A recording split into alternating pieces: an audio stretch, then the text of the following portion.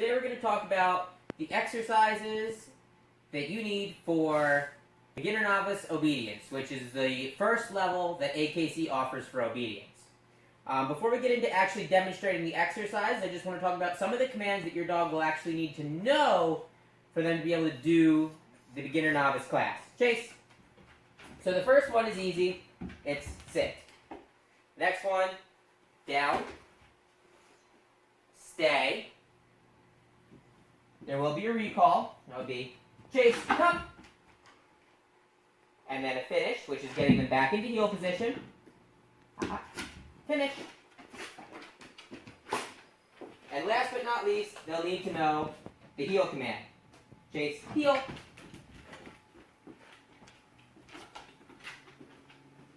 As you can see,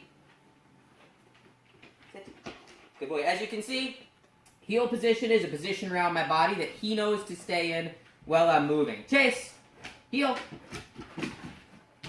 That's him facing in the same direction as me, with from the tip of his nose to the back side of his head, somewhere even with the seam of my pants. That's it. We're going to go over some of the little tips and tricks and things that you may not know about obedience that are actually really important for what your score is, because at least half of your score is on you and half of the score is on your dog. So even if you do a ton of training with your dog, if you make mistakes, then it's not really going to matter that much. So the first thing is, obviously we all train our dogs with treats, most of us at least. In competition, you cannot use treats. So treats, go away, leave it. Chase. They have to be able to work with you without treats. Chase, heel. Sit. Good man. I know you know where they are. You'll get them later. Now, for a lot of dogs, this is very hard. As you can see, he's very focused on the treat. The idea is not that he doesn't get treats at all. It's that he has to work now and get paid later. So if your dog really relies on treats and they really rely on being lured, start working away from using treats with them. Start putting the treat over there, making them work, and then they get the treat after the exercise is finished. The next thing is, there's two types of commands that you can give your dog. Verbal commands, such as chase, down. Good man. And hand signals, such as, yes, good boy. That was his command for stand. So you can give verbal or hand commands. You cannot give both a verbal and a hand command at the same time, except for when doing the stay command. Stay. Okay, good boy. Now, the reason you can't do that is that's considered a double command. You can only give one command for each exercise. Each additional command that you give takes points off your score. If you give too many commands, it's considered non-qualifying. That doesn't just go for using verbal commands and hand commands at the same time. That also goes for using two commands, whether they're both verbal or both hand signal, for the same exercise. So if I say chase, sit, sit, that's two commands. If I go like this, that's a double command. Both of those things would add points to my score. If I did that enough times, it would be non-qualifying. Another thing that happens when you do the recall, command, your judge is going to want to see you leave it, sit, stay. They're going to want to see you standing upright, feet together, arms at your side, no movement. So you don't want to go, come. Good boy. You want to go, chase, over here, sit, stay, chase, come.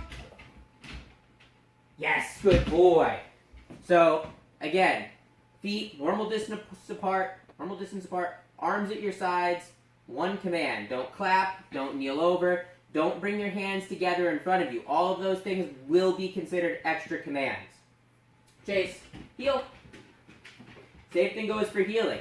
You can't say, heel, heel, heel, heel. You have to give one command at the start, chase, heel, and stay silent. If you have a dog that you feel is about to break heel position, you can give an extra command, but it does take points off your score. Yes, very good, good boy. Now if you notice, when I was heeling with him, I kept my hands in a very specific position, which is like this. there's 2 acceptable positions to keep your hands in while heeling. That's with your left hand at your belly button or your left hand loose at your side. Your right hand always stays loose at your side. So those 2 positions again are like this or like this. Anything else will be incorrect position on the handler, which will take points off your score. And last but not least, praising your dog. You can praise your dog calmly between exercises, so no jumping around and clapping or anything like that, but you can calmly go, yes, good job, good dog. Between exercises, you cannot give them any praise during exercises. Anything like a good dog, good boy, yes, you've got it, those are all considered extra commands. So work towards getting your dog to do the exercises without treats, without double commands, and without praise. You can't do that all at once, so you have to work slowly towards getting them to do those things when you're quiet and don't have treats in your hand. Alright, so now that we've talked about the exercises that you'll have to do during the competition and some of the tips and tricks, we're going to go through the way the actual exercises will be strung together. So when you first come in, you'll start with the heel on leash exercise. You'll come in the ring. When you're asked, the judge will say, this is the heel on leash exercise. Do you have any questions? If you have any questions, ask them. If you do not, they will say, are you ready? Vincent? Yes. Once you say yes, the heeling will start. The judge will start the heeling pattern by saying, forward. Heel. About turn. Halt. Forward. Left turn. About turn. Right turn. Slow. Normal.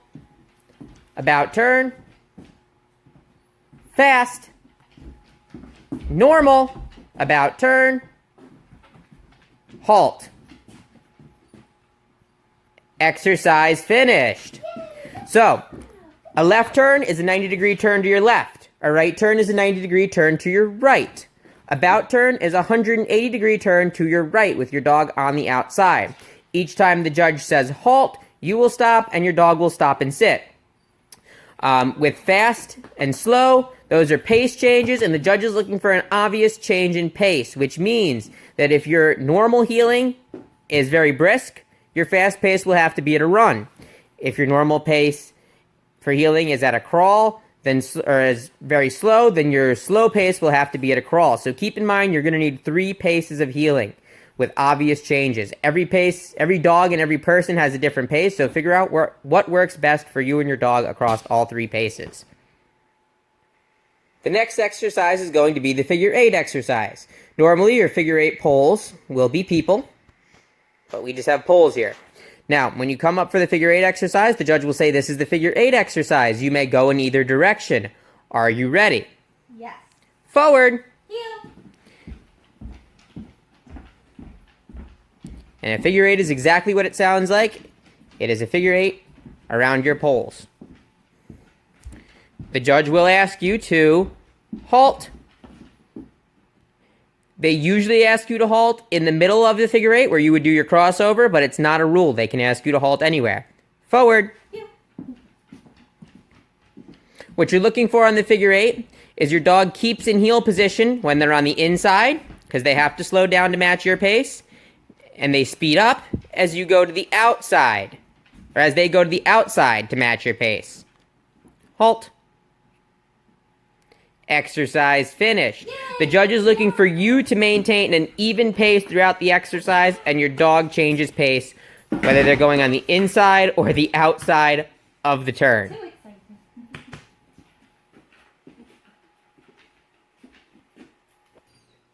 The next exercise would be the sit for exam exercise.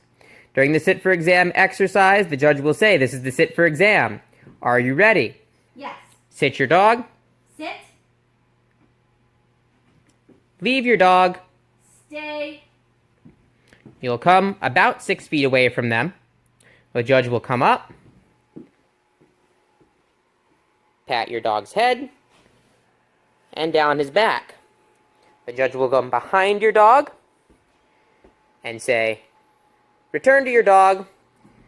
When you're going to come up, walk around behind them back up into heel position, and wait there until the judge says, exercise finished. Yay, good job. Then you can release them from the stay. Do not release them from the stay before the judge says exercise finished. Good job.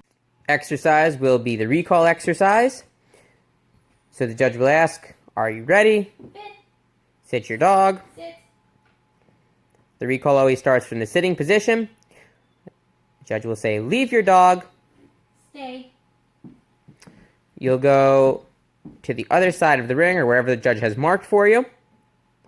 And the judge will either give you a hand signal or a verbal command to call your dog. Call your dog. Finn, come. Your dog has to come and sit directly in front of you.